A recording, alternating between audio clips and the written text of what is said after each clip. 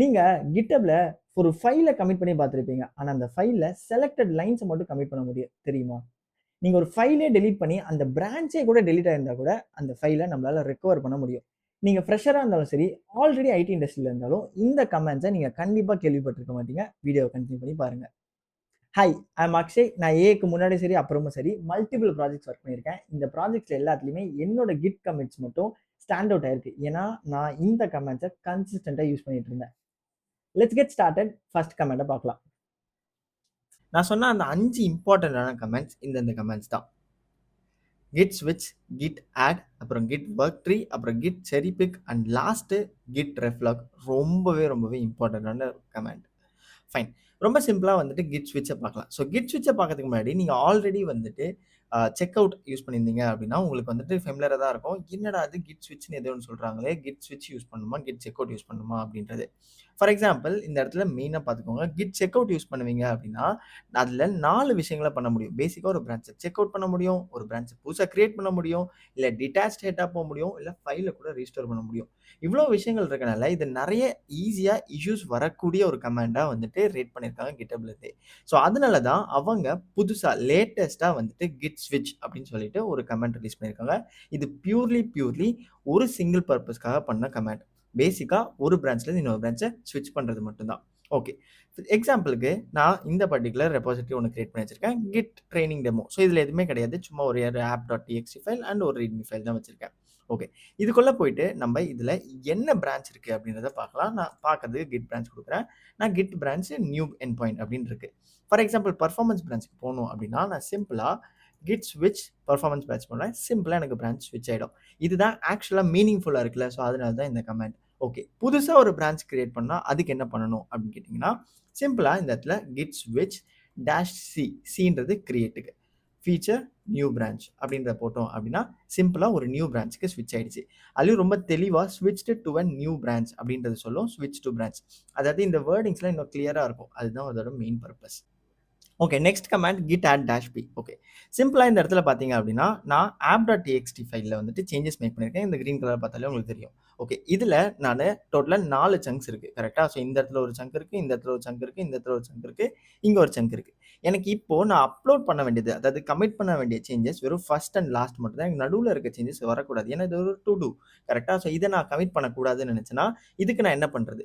சிம்பிளாக நீங்கள் எல்லாருமே பண்ணுறப்போ git add டாட் தான் கொடுப்பீங்க, இல்லை git add ஃபைல் தான் கொடுப்பாங்க. ஃபைல் ஆட் பண்ணுறப்போ என்டையர் ஃபைலாக வந்து ஸ்டேஜ் ஆகிடும். பட் நமக்கு என்டையர் ஃபைலாக ஸ்டேஜ் ஆகக்கூடாது, இந்த பார்ட் மட்டும் ஸ்டேஜ் ஆகணும்னா டேரெக்டாக நம்ம வந்து -pன்ற கமாண்டை யூஸ் பண்ணலாம். சிம்பிளாக -p எப்படி யூஸ் பண்ணுறது அப்படின்னா git ரீசெட் கொடுத்துட்டு நம்ம பேசிக்காக git add -p இதோட ஃபைல் நேமை கொடுக்கலாம். இங்கே போகிறப்ப நமக்கு ஆக்சுவலாக என்னென்ன சேஞ்சஸ் இருக்குன்ற நார்மல் டிஃப் மோட் மாதிரி காமிக்கும்.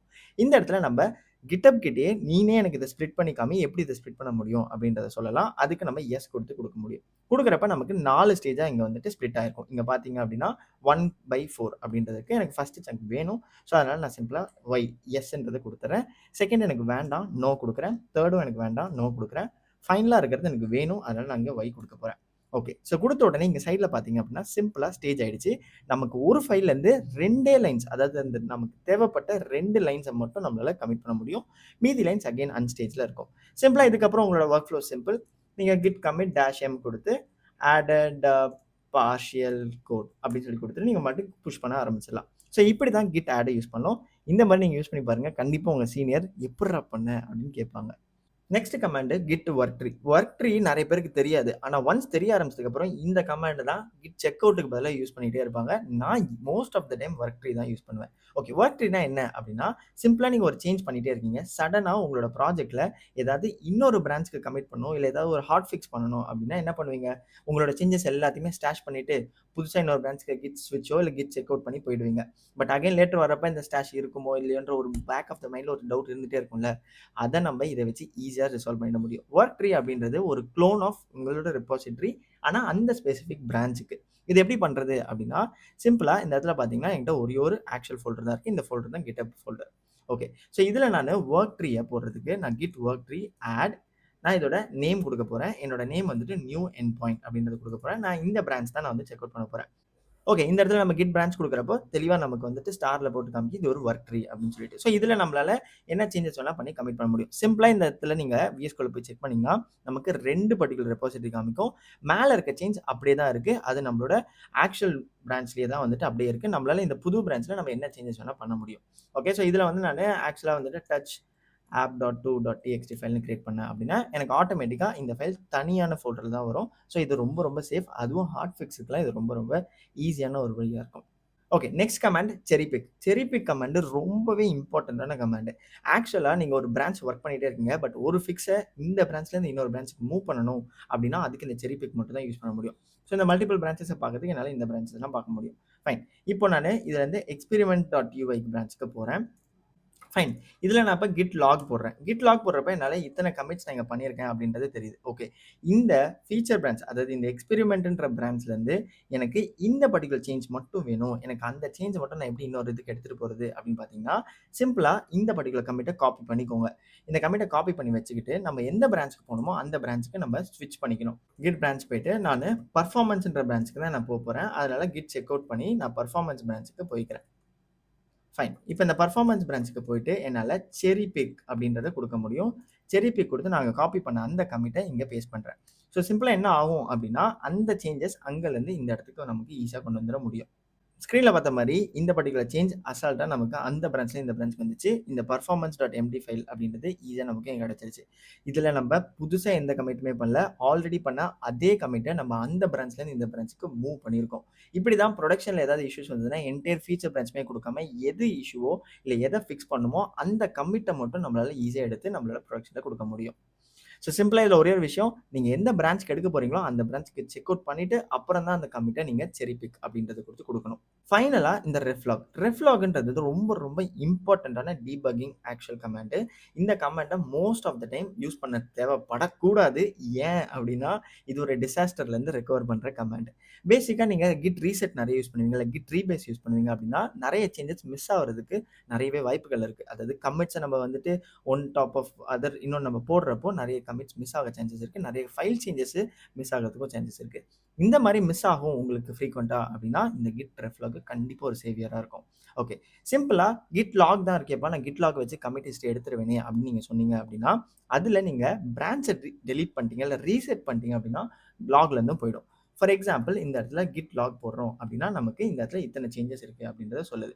ஓகே. சிம்பிளா எனக்கு இந்த பர்ட்டிகுலர் கமிட்ட நானு ரீசெட் பண்ண போறேன் அப்படின்னா, சிம்பிளா நான் இந்த ரீசெட் கமாண்ட குடுக்க முடியும். இல்ல நானு கிட் ரீசெட் ஹார்ட் ஹெட் குடுத்து என்னால 1 குடுக்க முடியும். பட் மிஸ்டேக்கனா நான் 2 குடுத்துட்டேன் அப்படின்னா, எனக்கு 2 கமிட் போயிடுச்சு. இப்ப நான் திரும்ப கிட் லாக் போடுறேன் அப்படின்னா, எனக்கு வெறும் டோட்டலாவே இந்த ரெபாசிட்டரில 2 கமிட் தான் இருக்கு. 3 கமிட் தான் இருக்கு.